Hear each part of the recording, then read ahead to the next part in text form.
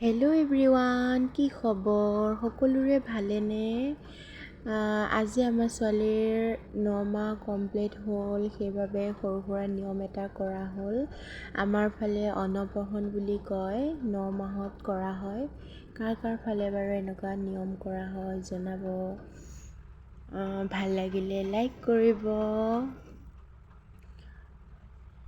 আৰু দেখিছে ইফালে আমাৰ ছোৱালীক অলপ ক্ষীৰ খুৱাই দিয়া হ'ল।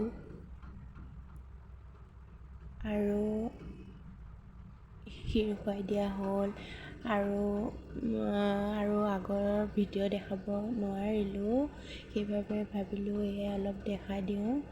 এয়া দেখিছেনে, ইমান দুষ্ট নহয় তাই, আৰু গৰমো বহুত হৈছে যিহেতু, সেইবাবে তাই বহি থকা নাই, উঠি থাকিব লাগে তাই।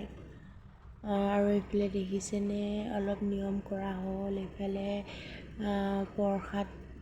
প্ৰসাদ ধুই আছে, আৰু ইফালে বাকীবোৰ বহি আছে। ভাবিলোঁ আপোনালোকৰ আগত ভিডিঅ' এটা দিওঁ বুলি। ভাল লাগিলে সকলোৱে লাইক কৰিব, কমেণ্ট কৰিব। আজিলৈ বাই বাই। সকলোৱে ছোৱালীক আশীৰ্বাদো কৰিব।